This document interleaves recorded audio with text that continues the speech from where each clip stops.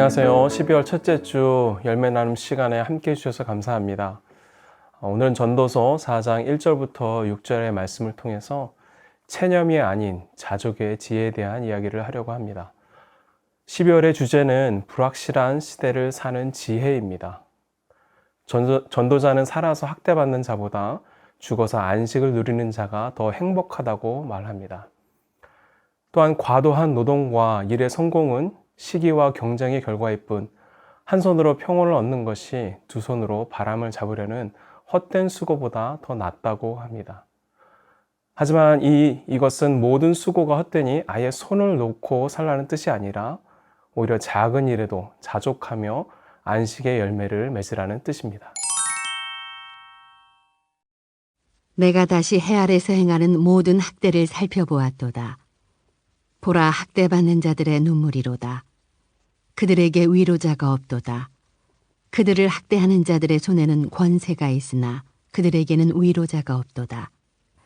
그러므로 나는 아직 살아있는 산 자들보다 죽은 지 오랜 죽은 자들을 더 복되다 하였으며 이 둘보다도 아직 출생하지 아니하여 해 아래서 행하는 악한 일을 보지 못한 자가 더 복되다 하였노라. 내가 또 본즉 사람이 모든 수고와 모든 재주로 말미암아 이웃에게 시기를 받으니 이것도 헛되어 바람을 잡는 것이로다. 우매자는 팔짱을 끼고 있으면서 자기의 몸만 축내는도다. 두 손에 가득하고 수고하며 바람을 잡는 것보다 한 손에만 가득하고 평온함이 더 나으니라. 이제 본문의 내용을 함께 살펴보겠습니다. 전도자는 세상에서 부당하게 학대받는 자들의 눈물을 보며 깊이 탄식합니다. 학대받는 자들의 눈물이 더 가엽게 느껴지는 이유는 무엇인지 1절의 내용을 보겠습니다. 내가 다시 해 아래에서 행하는 모든 학대를 살펴보았도다. 보라, 학대받는 자들의 눈물이로다. 그들에게 위로자가 없도다. 그들을 학대하는 자들의 손에는 권세가 있으나 그들에게는 위로자가 없도다. 전도자가 보기에 이 세상의 불의는 이중적이라고 생각했습니다. 사회적 약자들이 무고하게 압제받는 것도 불의한 현실이지만 그 불의한 상황에서 그 누구도 그 무고함을 풀어주려고 하지 않는 현실은 더 불의하다고 생각한 것이죠. 원래 구약 사상은 힘없고 비천한 자들을 무시하고 학대하는 게 아닙니다. 오히려 구약 사상은 고아나 과부, 나그네, 레위인같이 땅이 없어서 사회 구조적 가난을 경험해야 하는 자들을 위해 공동체가 책임을 졌습니다. 이것은 하나님께서 가난한 자를 돌보시는 그 하나님의 공의를 보여주신 것입니다. 사실 이스라엘 백성이 애굽에 있을 때 그러한 약한 자들이었습니다. 그러한 이스라엘을 하나님께서 구원하신 것이죠. 그래서 하나님은 하나님께서 하셨던 것처럼 이스라엘 백성도 정치적으로, 사회적으로 가난하고 소외된 자들을 돌보라고 말씀하십니다.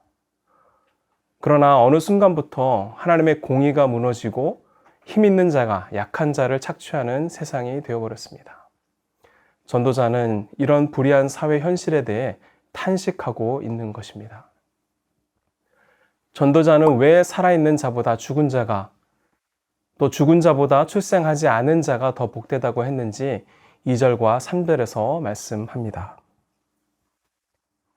그러므로 나는 아직 살아있는 산 자들보다 죽은 지 오랜 죽은 자들을 더 복되다 하였으며 이들보다도 아직 출생하지 아니하여 해 아래에서 행하는 악한 일을 보지 못한 자가 더 복되다 하였노라. 전도자는 이스라엘 사회에서 하나님의 공의가 사라지고 사랑과 긍휼의 정신이 증발한 점에 대해서 탄식합니다. 이런 불의한 세상에서 사람이 고통받고 사느니 차라리 태어나지 않는 게 훨씬 더 나았을 것이라고 말합니다. 전도서에서 나오는 대표적인 염세적인 표현입니다. 전도자가 이렇게 말하는 이유는 염세적인 삶을 찬양하는 것이 아니라 불의한 삶의 현실에 대한 고통이 얼마나 심각한 것인지를 강조한 표현이라고 볼 수 있습니다. 첫 번째 부분을 통해서 오이코스에서 함께 나누실 내용입니다. 영상을 다 보신 후에 함께 나눔의 시간을 가지시면 좋겠습니다. 전도자는 인권이 유린당하는 현실을 보며 한탄했습니다. 오늘날 발생하는 학대와 억압은 무엇이며 그 일을 당하는 사람들의 형편은 어떨지 이야기해 보시고 우리가 어떻게 학대를 막고 학대당하는 사람들에게 위로자가 되어줄 수 있을지 함께 나눠보시면 좋겠습니다. 다시 본문의 내용으로 돌아와서 4절부터 6절까지의 말씀 함께 살펴보겠습니다. 전도자는 과도한 욕심을 부리며 경쟁하기 시작하면 아무것도 얻을 수 없다라는 것을 말씀합니다. 전도자가 사람의 모든 수고와 성취가 헛되다고 말하는 이유를 4절에서 이렇게 이야기합니다. 내가 또 본즉 사람이 모든 수고와 모든 재주로 말미암아 이웃에게 시기를 받으니 이것도 헛되어 바람을 잡는 것이로다. 여기서 이 수고라는 말, 히브리어는 아말이라는 말인데 노력하다, 힘쓰다라는 뜻을 가지고 있습니다. 또 히브리어로 재주는 키시론이라는 말을 가지고 있는데 이 뜻은 기술, 성공, 유익이라는 의미를 가지고 있습니다. 즉 모든 수고와 성취가 헛되다는 것은 사람이 세상에서 자기가 가진 재능과 기술을 가지고 열심히 노력하여 얻은 성공이라 할지라도 헛되다라는 것입니다. 이렇게 모든 수고와 재주가 헛된 이유는 사람의 성공이 타인에게 시기를 불러일으키기 때문입니다. 즉 인간의 수고를 통해 획득한 성공이 사실은 무한 경쟁이라는 쳇바퀴 속에서 끝없는 수고만 하게 된다는 것이죠. 나의 성공을 타인이 질투하고 나 역시 타인의 성공을 시기하면서 서로 경쟁하다가 서로 힘만 빠지게 되는 삶을 사는 것이 아니라 진정한 행복된 삶은 무한 경쟁을 통해 탈진하는 것이 아니라 작은 성취라 할지라도 그것에 자족하며 기쁜 마음을 갖는 것입니다. 이제 전도자가 인용한 옛 지혜자의 경고는 무엇인지 5절에서 함께 살펴보겠습니다. 우매자는 팔짱을 끼고 있으면서 자기의 몸만 축내는도다. 자기의 몸만 축낸다라는 말을 원문으로 직역하면 자기의 살을 먹는다라는 말입니다. 즉 우둔한 사람, 게으른 사람은 자기의 파멸의 길을 걷게 될 것이라는 말입니다. 전도자가 당시 유행하는 이 경구를 사용하는 이유는 염세주의적 자세를 가지고 자신의 인생을 한탄만 하고 시간을 허비하는 자는 자기 인생을 파멸시키는 것이라고 말하고 싶었기 때문입니다. 전도자는 굉장히 균형 잡힌 시각을 독자들에게 제시하고 있습니다. 인생이 고통스럽고 힘들지라도 아무 소득이 없는 무한 경쟁의 헛수고에 빠지지 말고 그렇다고 인생을 염세적으로 비관하여 자기 한탄만 하는 그런 게으른 자가 되어서도 안 된다라는 것을 역설하고 있는 것이죠. 자, 그러면 전도자가 새롭게 주장하고 싶은 것이 무엇인지 6절의 말씀을 보겠습니다. 두 손에 가득하고 수고하여 바람을 잡는 것보다 한 손에만 가득하고 평온함이 더 나으니라.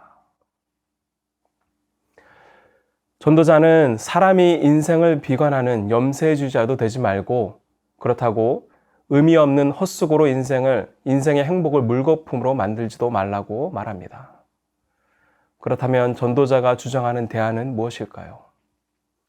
바로 6절에서 말씀한 것처럼 한 손에 평안이 가득한 것이 두 손에 수고가 가득한 것보다 낫다라고 말합니다. 즉 모든 사람이 살아가면서 일하되 너무 욕심껏 하지 말라는 것입니다. 성공만을 위해 욕심을 내어 일하는 것은 마치 바람을 잡으려는 헛된 일을 하는 것이죠. 지혜로운 사람은 삶에서 고난의 현실을 인정하되 그 속에서 균형 잡힌 시각을 가지고 열심히 살아가는 사람들입니다. 즉, 무한 경쟁에 빠지지도 않고 그렇다고 게으르지도 않으면서 자기 일에 자족하며 행복을 추구하는 사람이라는 것입니다. 이제 오늘 전도서 4장의 말씀을 통해 함께 생각해보며 나눌 내용입니다. 나눔을 통해 말씀이 더 깊어지는 시간이 되었으면 좋겠습니다. 전도자는 경쟁심과 시기심 때문에 수고하는 것이 헛되다고 했습니다. 다른 사람보다 잘 살고 더 높은 지위에 오르려는 목적으로만 일하는 삶이 어째서 헛된 것인지 이야기해 보시고, 그러면 우리는 어떤 동기와 목적으로 일해야 할지를 함께 나누어 보시기 바랍니다. 마지막으로 나누실 내용은, 전도자는 두 손을 가득 채우려는 수고는 헛되고 일손을 놓은 채 아무 손도 움직이지 않는 것을 어리석다고 말하면서 한 손만 채우며 평온하게 사는 것이 더 낫다고 했습니다. 이 세 부류의 삶이 구체적으로 어떤 모습일지, 또 나는 어떤 부류에 가까운지 함께 나누어 보시기 바랍니다. 오늘은 전도서 4장의 말씀을 함께 살펴보았습니다. 체념이 아닌 자족의 지혜로 살아갈 때 우리 주님께서 주시는 기쁨과 평안이 우리 삶에 가득하길 간절히 기도합니다. 이제 오늘 말씀을 가지고 함께 나눔의 시간을 가지실 때에 주님께서 주시는 지혜를 새롭게 발견할 수 있는 시간이 되기를 바랍니다. 감사합니다.